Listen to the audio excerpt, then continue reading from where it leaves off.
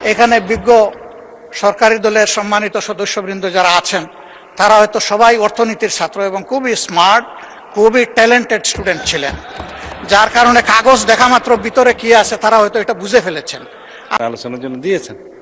তো এখন যদি এই পর্যায়ে বিল পাস হয়ে যাওয়ার পরে যদি বলে আমি কিছু বুঝিলাম না, এটা আমি স্বীকার করেন। অনুরোধ করেছিলাম দুটো জিনিস। একটা হলো 133টা অধ্যাদেশের সবগুলা এখানে আসবে। 2 নম্বর ছিল যে এমনিতে 3 দিন আগে আমাদেরকে ডকুমেন্টসগুলো দেওয়ার কথা। সমস্যা বাস্তবতা সবগুলা কনসিডার করে বলা হয়েছিল মিনিমাম 1 দিন আগে দেওয়া হবে, এনশিওর করা হবে। তা আমি তো অর্থনীতির ছাত্র না, যার কারণে এতগুলা ডকুমেন্টস এইখানে টেবিলে আসার পরে আমাদেরকে দেওয়া হয়েছে। একদিকে সংসদ চলছে, আরেকদিকে ডকুমেন্টগুলো এখানে রেখে দেওয়া হয়েছে। যেহেতু দুর্বল ছাত্র এই জন্য কিছুই বুঝতে পারি নাই। এখন উপরে হাত তুলবো না নিচে নামাবো এটাও বুঝতে পারি।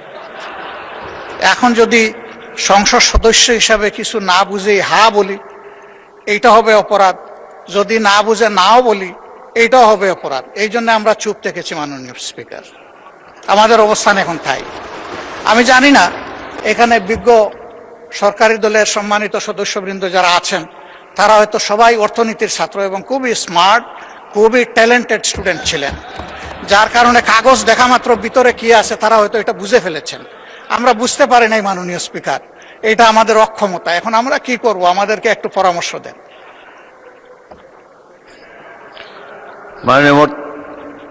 মাননীয় স্বরাষ্ট্রমন্ত্রী বলুন। মানে স্পিকার, সংসদের কার্য উপদেষ্টা কমিটি এই সমস্ত কর্ম নির্ধারণ করেছে। বিশেষ কমিটি যেটা আপনি করে দিয়েছেন এই আইনগুলো পর্যালোচনা করার জন্য সংসদে বিশেষ এই কমিটিতে আমাদের মাননীয় সদস্য জয়নাল আবদিন সাহেব সভাপতি ছিলেন। বিরোধী দলের পক্ষ থেকে বেশ কয়েকজন সদস্য ছিলেন, আইনমন্ত্রী সহ সবাই এটা আলোচনা পর্যালোচনা করে যে সকল অধ্যাদেশগুলো সর্বসম্মতিক্রমে অ্যাজ ইট ইজ পাস করার জন্য ডিসাইডেড হয়েছে তার মধ্যে এই বিলটাও ছিল, অর্থ বিল সহ অন্যান্য। তো আর কিছু বিল নোট অফ ডিসেন্ট ছিল, আলোচনার দাবি রেখেছিলেন বিরোধী দলীয় সদস্যগণ। সেটি ইতিমধ্যে আপনি 2 মিনিটের জায়গায় 10 মিনিট 15 মিনিট যেভাবে আপনি উপযুক্ত মনে করেছেন আলোচনার জন্য দিয়েছেন। তো এখন যদি এই পর্যায়ে বিল পাস হয়ে যাওয়ার পরে যদি বলে আমি কিছু বুঝিলাম না, এটা আমি স্বীকার করেন। যদি আপত্তি দিতেই হতো উত্থাপনের পর, তারপরে সেকেন্ড রিডিং এ বিবেচনার সময়। তো সেই জন্য আমি ধন্যবাদ জানাই মাননীয় বিরোধী দলীয় নেতাকে, মাননীয় সকল বিরোধী দলীয় সংসদ সদস্যদের যে আপনারা যথেষ্ট সহযোগিতা করেছেন, হাও বুঝে দিয়েছেন, নাও বুঝে দিয়েছেন।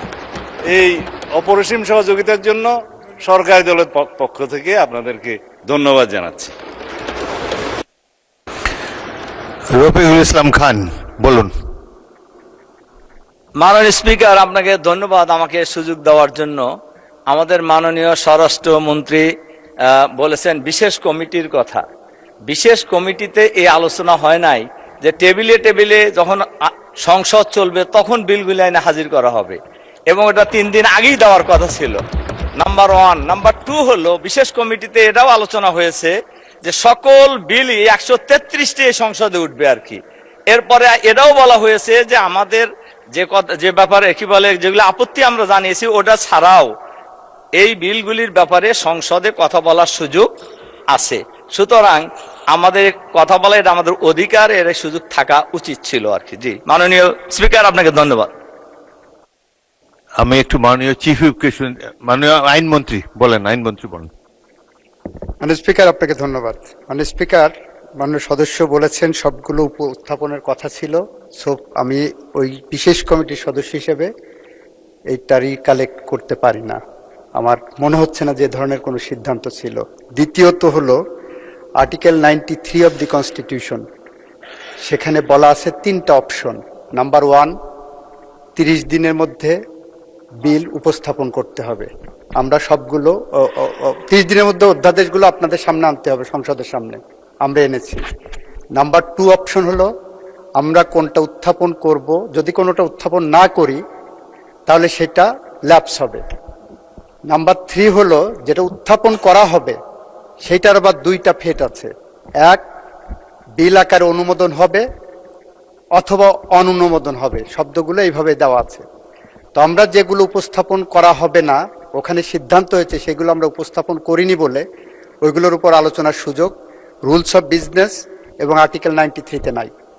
যেগুলো আমরা উপস্থাপন করেছি সেগুলো বিল আকারে যেটা পাশ হয়েছে, যদি কোনোটা পাশ না হতো তাহলে ওইটা অনুমোদন হিসেবে গণ্য হয়ে ওইটা সাইড লাইনে চলে যেত। এটা হলো আর্টিকেল 93 রেড উইথ সংসদের যে কার্যপ্রণালী বিধি আছে সেইটা। আমরা আইনের কোনো ব্যত্যয় ঘটাইনি। তবে আশা করেছিলাম, আমাদের ধন্যবাদ না দিক বিরোধী দল, 133টা আইন অধ্যাদেশ পড়ে শুনে বুঝে দাড়ি কমা সেমিকোলন করে আপনার কার্যালয়, আইন মন্ত্রণালয়, সংশ্লিষ্ট মন্ত্রণালয়ের কর্মকর্তারা এবং বিশেষ করে বিজি প্রেস যে নির্ঘুম রাত কাটিয়েছে, অন্তত সেজন্য একটা ধন্যবাদ ওনাদের দেওয়া উচিত ছিল। মাননীয় স্পিকার, আপনাকে ধন্যবাদ। মাননীয় স্পিকার, মাননীয় সদস্যবৃন্দ, মাননীয় বিরোধী দলের নেতা, আপনি যখনই দাঁড়ান আমি কিন্তু দেই। জি, আপনি বলেন এই ব্যাপারে, এরপরে জি, আমি জি, আমার জি। বক্তব্য রাখবো। আমি তো বিশেষ কমিটিতে ছিলাম না, ওইটা আমি বলতে পারবো না, যারা ছিলেন তারা এটা এক্সপ্লেন করবেন। কিন্তু আপনার সভাপতিত্বে আমরা যখন কার্য উপদেষ্টা কমিটির মিটিং করি তখন এই বিষয়ে অনেক আলোচনা হয়েছে। অনেক আলোচনার পরে দুটা জিনিস একেবারেই স্পষ্ট হয়েছে, আমি যেটা বলেছি। একটা হলো সবগুলা বিল আসবে, 2 নম্বর হলো যে মিনিমাম একদিন আগে আমাদেরকে ডকুমেন্টগুলো দেওয়া হবে। এই দুইটার বাইরে আপনি কোনো রুলিং দেননি। 2 নম্বর হচ্ছে, আমি একান্ত শ্রদ্ধা রেখে বলবো, যারা বিশেষ কমিটির সদস্য ছিলেন তারা খুবই বিজ্ঞ, তারা সরকারি দল থেকেও ছিলেন, বিরোধী দল থেকেও ছিলেন। তো তাদের রায় যদি চূড়ান্ত হয় তাহলে তো আর এখানে কাগজপত্রেরও দরকার নেই। তাতে আমাদের যে অধিকার, শুধু অধিকার না, দায়িত্বের যে বিষয়টা আছে সেটা পালন হবে কিভাবে। মাননীয় স্পিকার, আপনাকে ধন্যবাদ।